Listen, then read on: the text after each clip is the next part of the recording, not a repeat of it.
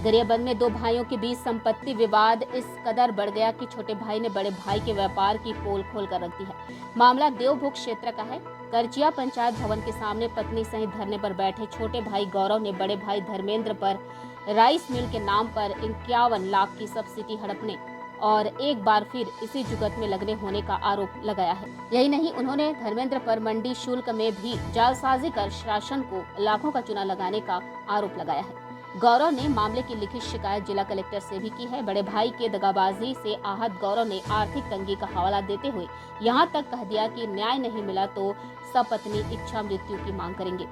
गांव के कुछ ग्रामीण भी गौरव को सही मानते हुए उसका साथ दे रहे हैं। वहीं धर्मेंद्र अपने ऊपर लगे आरोपों को सिरे से खारिज करते हुए छोटे भाई को मानसिक संतुलन खो देने और चिकित्सा इलाज लेने की सलाह दे रहे हैं। जानकारों की माने तो पूरा विवाद दोनों भाइयों के बीच पैतृक संपत्ति को लेकर है।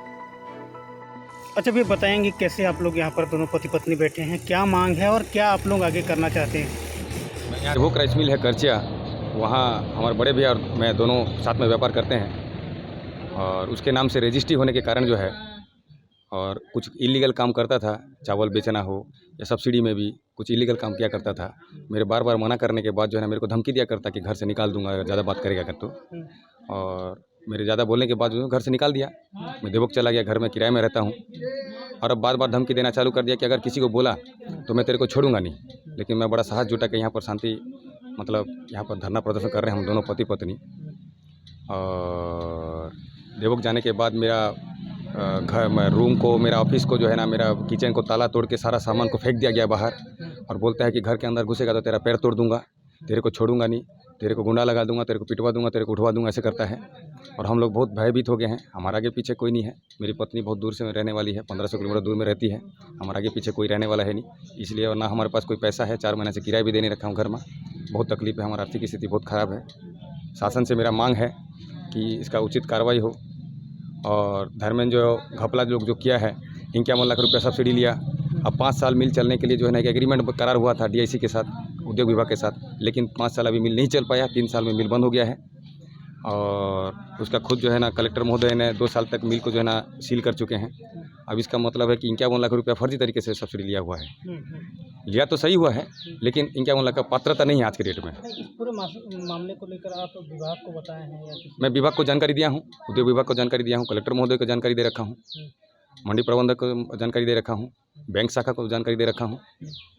और दूसरा सब्सिडी लेने के लिए हमारे बड़े भैया ने जो है 90 लाख रुपया लोन लिया बैंक से और 1 करोड़ रुपया सीसी लिमिट लिया व्यापार करने के लिए। लेकिन वो 1 करोड़ रुपया सीसी लिमिट नहीं है, अभी पैसा नहीं है। खुद जो है ना कलेक्टर महोदय से उन्होंने बयान दिया है कि मेरे पास पैसा नहीं होने के कारण मैंने मिल बंद किया। और तो 1 करोड़ रुपया जो सीसी लिमिट लिया है धान खरीदी करने, वो पैसा कहाँ गया? वो पैसा उसने उठा दिया, इसलिए मेरे को घर से निकाला गया। मैं उसका आवाज़ उठाए तो 90 लाख रुपया लोन लिया गया मिल लगाने के बाबत। नहीं, अभी क्या करेंगे आप? मैं अभी 1 दिन का धरना प्रदर्शन कर रहा हूँ। मैं शासन से गुहार करता हूँ मेरा उचित मेरे को न्याय मिले और धर्मेंद्र ने जो इलीगल काम किया उसका न्यायिक जांच हो, सही जांच पड़ताल हो और मेरे को न्याय मिले। अगर आज न्याय नहीं मिलता है तो मैं आगे चल के जो है ना हम दोनों पति पत्नी भूख हड़ताल में बैठेंगे अनिश्चितकालीन।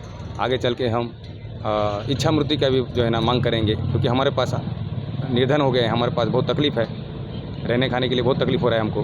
हम रोड में आ चुके हैं, एकदम करोड़पति से रोडपति हो चुके हैं, कुछ नहीं हमारे पास। नहीं, आपके भाई आरोप लगा रहे हैं आपके ऊपर कि उनके साथ अन्याय किया, उनकी ज़मीन का हिस्सा आप छीन लिया। जब उसका ज़मीन उसको दे दिया गया है, दोबारा उसको मांगने के लिए क्या अधिकार है उसका? अच्छा, बैंक में सब्सिडी के नाम पे भी धोखाधड़ी की हो, ये बता रहे हैं? सब्सिडी के नाम से धोखाधड़ी? हाँ, मेरे को सब्सिडी मिला नहीं है भैया। एप्लीकेशन की हो गलत तरीके से पेपर लगा के? कौन बोला? आपको भाई आरोप लगा रहे हैं। हाँ, 10 लाख के मशीन खरीद के आपने उसको 1 करोड़ का वैल्यूएशन करवा दिया। 10 लाख का मशीन 1 करोड़ का वैल्यूएशन कैसे हो सकता है?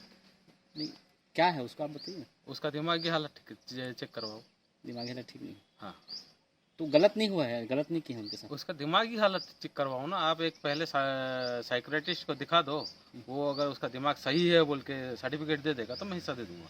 अरे दोनों भाई में कौन गलत है, कौन सही है, और आज आप समर्थन देने क्यों आए हैं यहाँ पे? यानी ये दोनों भाई का एक आपसी समझौता के लिए, आपसी माने बंटवारा के लिए दोनों भाई का जो है आपसी विवाद हुआ, जिसमें ग्राम पंचायत में लिखित आवेदन दिए। हम लोग बैठक बैठे, बैठक में दोनों भाई गौरव जैन और धर्मेंद्र जैन को बुलाए और वहाँ पर पूछताछ किए तो धर्मेंद्र जैन का गलत निकला और गौरव जैन का सही निकला।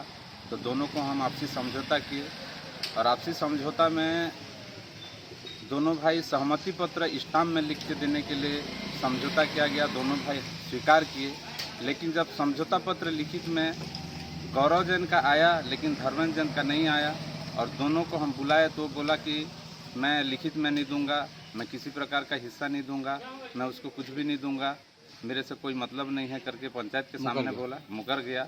इसीलिए गौरव जैन जो है न्याय में है और धर्मेंद्र जैन जो है अन्याय में है। ये हमारा पूरा पंचायत का, पूरा ग्रामवासी का ये निर्णय हुआ।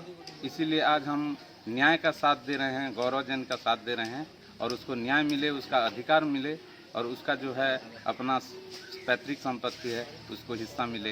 इसीलिए